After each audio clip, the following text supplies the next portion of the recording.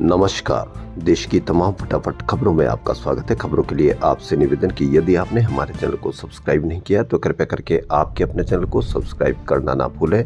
आप सब्सक्राइब करते हैं तो हमें हिम्मत होती है सही और सच्ची खबरें आप तक पहुंचाने की, वरना मीडिया किस तरह की खबरें आपको देता है यह आप अब भली भांति जान गए हैं। जी हाँ, तो आप भली भांति जान गए हैं तो उन खबरों को आप बढ़ावा दें जिन पर आपकी खबरें हो, आपके बच्चों की बेरोजगारी की खबरें हो, बढ़ती हुई महंगी शिक्षा के बारे में खबर हो। ऐसी खबरें होगी तो आप, या ऐसी खबरों को आप पसंद करेंगे तो मीडिया की मजबूरी होगी कि उन खबरों को आप तक पहुंचाने की, वरना मीडिया इसी तरह की खबरें आपको देता रहेगा जिसमें आपसे संबंधित कोई खबर नहीं है। तो क्या है आज की बड़ी खबर? आंध्र प्रदेश के प्रसिद्ध तिरुपति बालाजी मंदिर में करीब 22 किलोमीटर दूर विष्णु निवासन क्षेत्र में बुधवार रात भगदड़ मचने से 6 श्रद्धालुओं की मौत हो गई। 40 से ज्यादा घायल हो गए। मृतकों में 5 महिलाएं, इनमें से एक की पहचान मल्लिका के रूप में हुई है जो तमिलनाडु की रहने वाली थी। कुछ घायलों की हालत गंभीर बनी हुई है। दक्षिण भारत की इस प्रख्यात धर्म नगरी में ऐसी घटना पहली बार हुई है।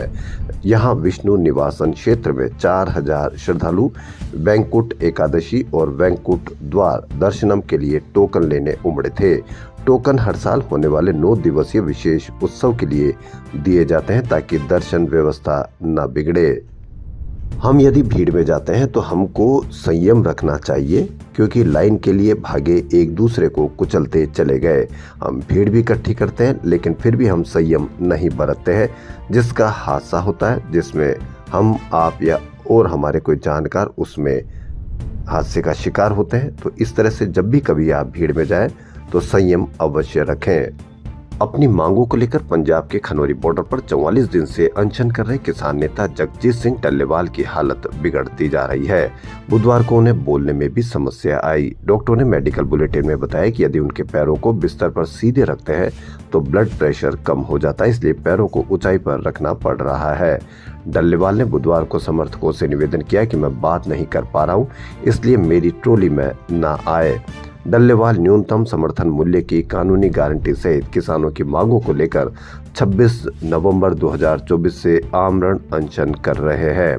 मीडिया पे इसकी कोई चर्चा नहीं कि हमारे साथी या किसान नेता धीरे धीरे किस तरह से अपनी हालत को बिगाड़ते जा रहे हैं, या उनका अनशन के किस तरह से हालत बिगड़ती जा रही है। मीडिया पर भी आप किसी तरह की इसकी कोई चर्चा नहीं देखेंगे। केरल का एक स्टार्टअप जल्द देश की पहली इको फ्रेंडली ऑर्गेनिक पानी की बोतल लॉन्च करने जा रहा है। इन्हें कंपोस्टेबल बोतलें भी कहा जाता है। प्लास्टिक के विपरीत ये इस्तेमाल के बाद मिट्टी में घुल जाएगी। मुख्यमंत्री पिनराई विजयन इसे जल्द लॉन्च करेंगे। महात्मा गांधी दक्षिण अफ्रीका से भारत वापस लौटे थे। इनकी याद में प्रवासी भारतीय दिवस मनाया जाता है। इस साल 18वां ऐसा आयोजन है, यानी आज प्रवासी भारतीय दिवस मनाया जाता है। यह भारतीय दिवस उस याद में किया जाता है कि जब महात्मा गांधी दक्षिण अफ्रीका से भारत वापस लौटे थे। आज देश में कितने भारतीय विदेश जाते हैं और विदेश की नागरिकता ले रहे हैं, कितने देशवासी भारत छोड़ रहे हैं, इसकी संख्या यदि आप मालूम करोगे तो आपको पता लगेगा कि कितने आश्चर्य की बात है कि भारत देश में कितने लोग, यानी भारतीय, देश छोड़ रहे हैं और यहाँ से जा रहे हैं।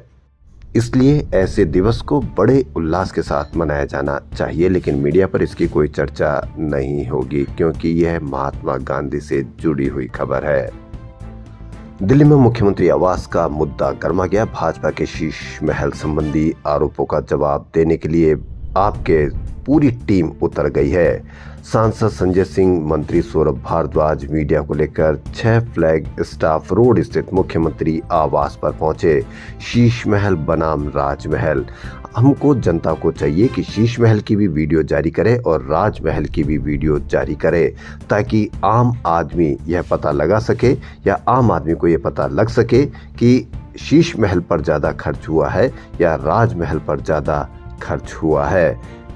आपके संजय सिंह और सौरभ भारद्वाज ने कहा कि भाजपा के आरोपों पर हम सोने के टॉयलेट, स्विमिंग पूल और मिनी बार खोजने गए थे, लेकिन अंदर नहीं जाने दिया। वह हमें पीएम आवास की वास्तविकता का खुलासा करने से भी रोक रहे हैं, जो 2700 करोड़ रुपए से बना है। हम पानी बिजली के मुद्दे पर चुनाव लड़ना चाहते हैं, लेकिन भाजपा चाहती है कि लोग आवास निवास पर वोट करें। पीएम सीएम दोनों आवास कोविड के समय बने हैं, दोनों करदाताओं के पैसे से बनाए हैं। धन के दुरुपयोग के आरोप है तो जांच होनी चाहिए। एक जमाना हुआ करता था जब रुपए में गिरावट होती थी तो डॉलर और रुपए की बात हर मीडिया पर इस तरह से चर्चा की जाती थी जैसे आम आदमी की जेब कट रही है। डॉलर का मजबूत होना और रुपए में गिरावट होना एक बड़ा मुद्दा हुआ करता था और जिस पर सरकारें घिरा करती थी। लेकिन आज की तारीख में मीडिया आपको डॉलर के मुकाबले रुपया गिर रहा है तो उसका भी आपको फायदा बताया जा रहा है। रुपए में गिरावट जारी रही तो किराया भी बढ़ाएगी एयरलाइंस, बढ़ रहा है घाटा, लेकिन आपको मीडिया पर किसी तरह की कोई खबर नहीं दिखाई जाएगी क्योंकि ये खबर आपकी है। ये खबर आपकी इसलिए क्योंकि आप ही को इसका नुकसान उठाना पड़ेगा, आपको अधिक किराया देना पड़ेगा। आपको विदेश में यदि रुपया भेजते हैं तो आपको उसका अधिक रुपया भेजना पड़ेगा। हम किस तरह से रुपया कम या रुपए में गिरावट होने से हमको किस तरह से नुकसान होगा, यह आपको मीडिया नहीं बताएगा क्योंकि मीडिया में दूसरा एजेंडा चलाया जाता है। मीडिया में आपको रुपए की गिरावट में भी आपको फायदा बताया जाएगा। तो क्या आपको फायदा है? तो इस पर आप अवश्य कमेंट करें। मशहूर फिल्म निर्माता, निर्देशक, कवि, समाजसेवी प्रीतीश नंदी का बुधवार को मुंबई में निधन हो गया। वह 73 वर्ष के थे। पैंक्रियाटिक कैंसर से पीड़ित थे। वह 15 जनवरी को ही 74वां जन्मदिन मनाने वाले थे। बुधवार को उन्हें दक्षिण मुंबई स्थित घर पर ही कार्डियक अरेस्ट हुआ।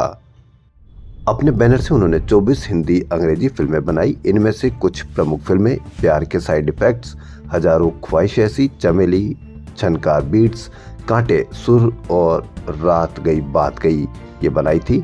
तो उनके लिए हमारे चैनल की ओर से नमन।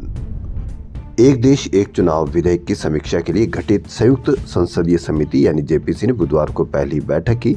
बैठक में विपक्षी सांसदों ने इसे संविधान की मूल भावना के खिलाफ बताया। इस दौरान सभी सदस्यों को 18,000 पन्नों की विस्तृत रिपोर्ट पढ़ने के लिए दी गई। जम्मू कश्मीर के गांदरबल जिले में 2020 से बन रही 6.5 किलोमीटर लंबी जेड मोड टनल तैयार हो चुके। इसका उद्घाटन प्रधानमंत्री नरेंद्र मोदी 13 जनवरी को करेंगे। वहीं आंध्र प्रदेश के विशाखापट्टनम में बुधवार को प्रधानमंत्री नरेंद्र मोदी ने आंध्र के सीएम चंद्रबाबू नायडू और डिप्टी सीएम पवन कल्याण के साथ रोड शो किया। शिवसेना नेता संजय राउत ने बुधवार को दावा किया कि अजीत पवार के नेतृत्व वाली एनसीपी शरद पवार के नेतृत्व वाली एनसीपी के सांसदों को तोड़ने की कोशिश कर रही है।